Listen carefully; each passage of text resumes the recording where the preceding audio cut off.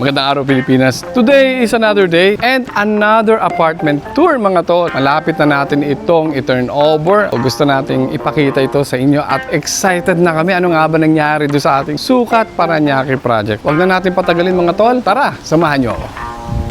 Para sa mga nagtatanong, we are Frontol Construction. Ito po ay naka-registered bilang ngongontrata ng mga bahay, apartments, residential, buildings, restaurant. Gumagawa rin tayo mga tol. May mga projects din tayo. Kahit sa mga interior, yung mga condominiums, yung nire-renovate mo, pinapaganda mo yung mga unit. Binigay naman sa atin yung mga condo, talagang bare na bare yan. It's a collaboration of different engineers and architects. Kaya nagka-come up tayo sa mga ganitong projects. So excited na ako mga tol. Konting ano lang to, intro, para may pakita namin sa inyo yung ating ginawang 4 units apartment dito sa Sukat. So yun nga mga tol, tara na. Huwag na natin patagalin pa.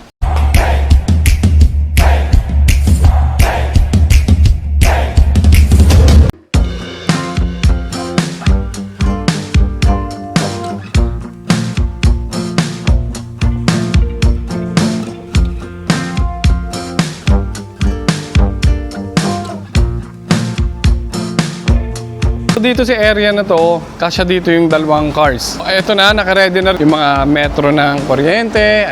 One of the requirements ng mga nangungupahan din is magkaroon din ng individual na metro. Kasi pag minsan, mahirap yung nagsasubmeter ka lang. Kasi halimbawa, si kapitbahay mo, maliit lang yung consumption and then sa kanya naman, dalawa-tatlo yung aircon niya. So nagkakaroon ng silipan. Kaya mas mainam na magkaroon ng individual na metro para wala na maging problema. Kasi malalaking unit to kung tutuusin. Moving on, mga tol, we have a concrete stairs dito. Iba namin ginagawa, bakal. Pero ito, buhos to at naka-tiles pa ito. At ika nga, ipang matagalan, yun yung advantage. Pero, nagre-request din si owner at gusto rin magpa-additional ng mga bubong pa dito. Dito naman sa area na to, we use SRC panel dito. Ito naman, gumamit tayo ng CHB. So, this house is a combination of concrete hollow blocks and SRC panel or the EPS panel. May mga pagkakataon na hindi mo pwedeng magamit yung EPS panel kung firewall na may structure na sa gilid kasi hindi mo mapapalidadaan. Kaya CHB yung ginamit natin doon sa gilid. And then sa individual, mga partitions, mga rooms, and everything sa pisngi ng bahay, mga tol, we use EPS panel dito. Lahat yan. Itong pinaka-pisngi ng house, yung pinaka-front elevation, EPS panel yan. And then ito, EPS panel din yung triangular na yun. But dito sa lower area, we use hollow blocks yan.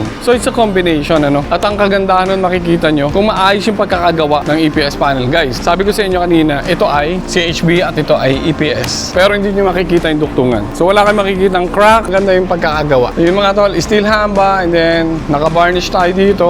Yan, reflective ano tayo, windows. Yan. So sa kisame, PVC ceiling panel ano mga tol. We use downlights na firefly dito, 5 watts. Then sa labas na design niya, we use PVC fluted panel na pang outdoor kasi merong dalawang klase ano. Isang indoor and outdoors. WPC fluted panel na pang outdoor ay sobrang tigas, sobrang kapal. Makikita nyo yun. Doon naman sa mga pang-indoor, napaka-ninipis lang. Mabilis ma-chip or magasgas at ma-break. Wherein dun sa pang-outdoor, kahit ipaghampasan mo mga tol, talaga namang napaka-kakapal at matibay. Dito sa railings natin naman mga tol, gumamit tayo ng tubular na 2x2 at 1x1. Mas safe na ilagay natin ng patayo yung mga bakal para hindi akyatan ng mga bata. Pero pag minsan, nagre-request si client or si owner na ihiga. Kasi nga, medyo modern yung datingan kapag nakahiga yung mga bars natin. Dito makikita nyo sa pisngi ng bahay. Ano? Meron kang canopy, konti kang protection sa mga malalakas na mga angin ng ulan dito sa mga main door mo. Kasi ang gaganda ng mga pinto mga tol. Tapos mababasa lang ng ulan. Isa sa mga tip na pwede natin ma-protection ng mga main door natin, we can use screen door. So yun nga mga tol, bakit sliding ginagamit natin? Ano? Pag owning, pwedeng makadisgrasya sa'yo. Hindi advisable. So tatamaan yung ulo ng mga dadaan. Pero sa mga comfort room, traditional na ginagamit natin is mga awning. Kasi dati nung araw, di ba, mga French window, steel encasement, tapos may mga maninipis na glass na nilalagyan ng mga hard putty doon sa mga gilid. Ayan, comment down below kung nakaganon pa yung mga bintana nyo. Naka-steel encasement. Pero ito naman, aluminum. Ang kagandahan sa paggamit ng aluminum mga tol,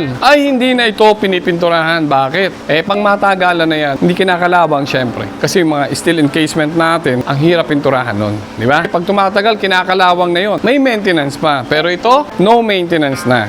But, kung meron tayong advantage kanina, meron din syempre disadvantage. Kasi mga tol, kalahating hangin lang yung nakukuha nito. Hindi katulad sa mga steel encasement, 100% mahangin yon. Unless na gusto mo mag-jealousy. WPC fluted panel, guys, sobrang tigas. Pang malakasan, matibay at naglagay din tayo ng ilaw dito. Design para magmukhang mamahalin yung ating apartment. Itong area na to is the ilalim na hagdanan. Pwede naman gawin din itong storage area. Tol, dito sa hagdanan, papunta sa second floor, ay gumamit tayo ng mga tiles na non-skid tiles para hindi tayo ma-aksidente, hindi madudulas kapag nababasa. Siyempre, open to. Ang ganda ng pagkakadesign, saktong-sakto lang sa mga malalaking paa at hindi mahirap akyatan. Kasi when we design hagdanan, meron tayong tinatawag na rise and run. Iniiwasan natin na sobrang taas yung rise. Typical na rise, 15, 17, 19. Kaya lang, pag minsan, wala ka ng space, wala ka ng magagawa, kundi iangat ito. Pero dito, nagawa natin ng paraan. Kasi this lot nga pala, mga tol, na-compress pa tayo ng mga half meters kasi nagbigay pa si client dito sa bahaging ito. So, nagbigay pa siya ng half meter na right of way dito para may madaanan yung kapitbahay. Shoutout po, Sir Edgardo. Napaka-generous ni Bossing. Hindi siya mahirap akyatan. Yan, banayad lang yung pag-akyat mo.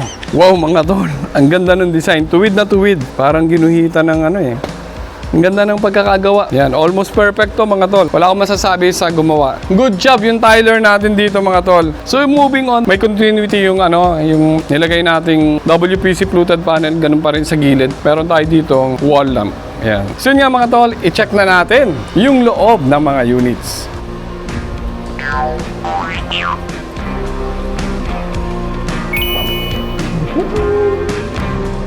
Wow! Guys, ito na.